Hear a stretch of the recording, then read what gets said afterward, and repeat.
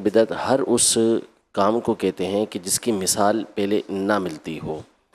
تو ایسے کام کو یہ بدعت یعنی نیا کام کہا جاتا ہے۔ بدعت کے حوالے سے بھی جو یہ تصورات ہیں کہ جی ہر نیا کام جو نبی پاک صلی اللہ علیہ وسلم کے بعد ہوا یا صحابہ کرام علیہ رضوان کے بعد ہوا، وہ بدعت ایسی ہے کہ جو بری ہی بری ہے، تو ایسا کہنا یہ بہت ساری احادیث پاک کا انکار کرنا ہے۔ نبی پاک صلی اللہ تعالیٰ علیہ وآلہ وسلم نے یہ ارشاد فرمایا کہ من احدث فی امرنا ھذا لیس منہ فہو رد، جس نے ہمارے اس دین کے اندر کوئی ایسا کام ایجاد کیا کہ جو اس دین سے نہیں ہے، لیس منہ، اس میں سے نہیں ہے، تو وہ مردود ہے۔ اس کا مطلب ہے، یہ علماء فرماتے ہیں کہ نبی پاک صلی اللہ علیہ وسلم کا ایک ایک کلمہ یہ اہمیت کا حامل ہوتا ہے۔ تو فرمایا کہ جس کی اصل اس دین کے اندر نہیں ہے، ایسا نیا کام ایجاد کیا تو وہ مردود ہے، لیکن اگر وہ اسی دین سے تعلق رکھنے والا معاملہ ہے، نیا کام اگرچہ ہے لیکن دین سے تعلق رکھتا ہے، تو وہ مردود نہیں ہے، وہ مقبول ہی ہے۔ اب اگر ہم صحابہ کرام علیہم رضوان کو دیکھیں تو نبی پاک صلی اللہ علیہ وسلم کے زمانے اقدس سے ہی یہ سلسلہ چلتا ہوا آ رہا ہے کہ صحابہ کرام علیہم رضوان اپنے طور پر بہت ساری عبادت کیا کرتے تھے، نبی پاک صلی اللہ علیہ وسلم کے علم میں وہ نہیں لاتے تھے، پھر بعد میں علم میں آتی تھی، نبی پاک صلی اللہ علیہ وسلم اس کو برقرار رکھا کرتے تھے۔ جیسے مثال کے طور پر حضرت سیدنا بلال رضی اللہ تعالیٰ عنہ کی حدیث مبارکہ، یہ صحیح حدیث مبارکہ ہے کہ نبی پاک صلی اللہ علیہ وسلم نے ان سے پوچھا کہ بلال،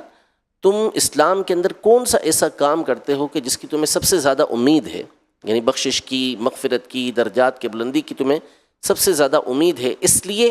کہ میں نے جنت میں اپنے آگے تمہارے قدموں کی آواز سنی۔ تو انہوں نے عرض کیا رسول اللہ، اور تو کچھ نہیں ہے، البتہ اتنا ہے کہ جب بھی میں وضو کرتا ہوں تو جو اللہ مجھے توفیق دیتا ہے اتنی میں نماز ادا کر لیتا ہوں۔ نبی پاک صلی اللہ علیہ وسلم نے فرمایا کہ یہی بات ہے، یعنی وہ نبی پاک صلی اللہ علیہ وسلم کے علم میں لائے بغیر یہ کام کر رہے تھے، اور نبی پاک صلی اللہ علیہ وسلم کو جب معلوم ہوا تو انہوں نے اس کو برقرار رکھا۔ سیدنا ابو بکر صدیق رضی اللہ تعالیٰ عنہ کے دور کے اندر ایک جنگ میں بہت سارے حافظ صحابہ کرام علیہم رضوان یہ شہید ہوئے۔ حضرت عمر رضی اللہ تعالیٰ عنہ سیدنا ابو بکر صدیق رضی اللہ تعالیٰ عنہ کی بارگاہ میں حاضر ہوئے، عرض کی کہ حافظ شہید ہو رہے ہیں اور قرآن ایک جگہ جمع نہیں ہے، اگر قرآن کو ایک جگہ جمع کر لیا جائے، یہ صحیح بخاری شریف کی حدیث مبارکہ ہے، ایک جگہ جمع کر لیا جائے، تو سیدنا ابو بکر صدیق رضی اللہ تعالیٰ عنہ نے کہا کہ یہ ایک ایسا کام ہے کہ جو نبی پاک صلی اللہ تعالیٰ علیہ وسلم نے نہیں کیا، تو میں یہ کام کیسے کروں؟ تو سیدنا عمر رضی اللہ تعالیٰ عنہ کے الفاظ یہ تھے کہ واللہ ھذا خیر،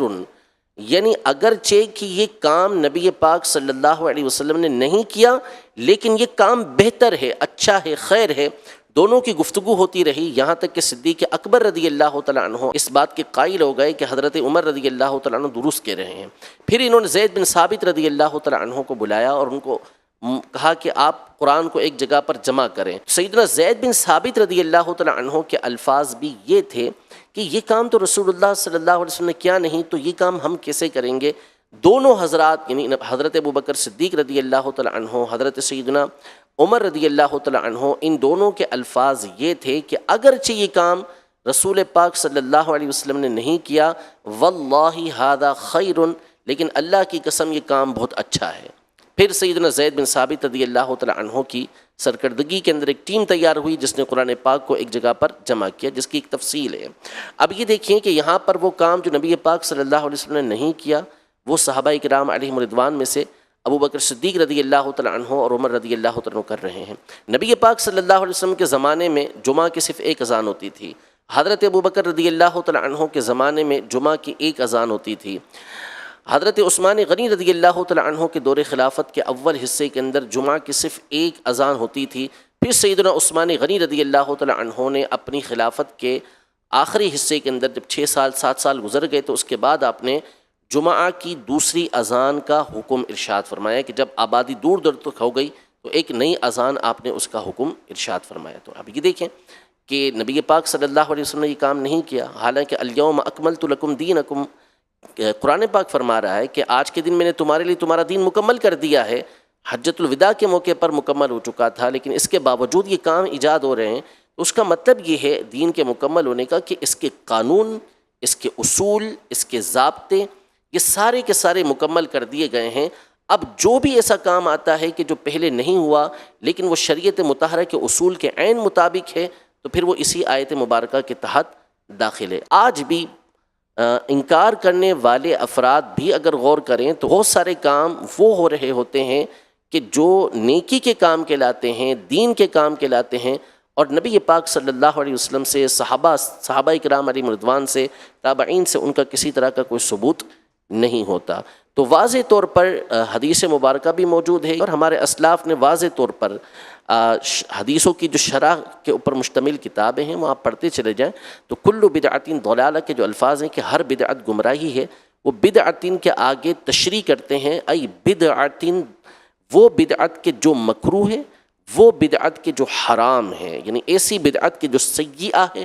بری ہے، وہ اس کی تشریح کرتے ہوئے کہتے ہیں کہ یہ چیز ہے۔ تو یہ بات کہنا کہ جو کام نبی پاک صلی اللہ علیہ وسلم کے زمانے اقدس میں نہ ہوا ہو تو وہ کرنے کی اجازت نہیں، یہ خود نبی پاک صلی اللہ تعالیٰ علیہ وسلم کی تعلیمات کے اور اسلاف کی تعلیمات کے خلاف ہے۔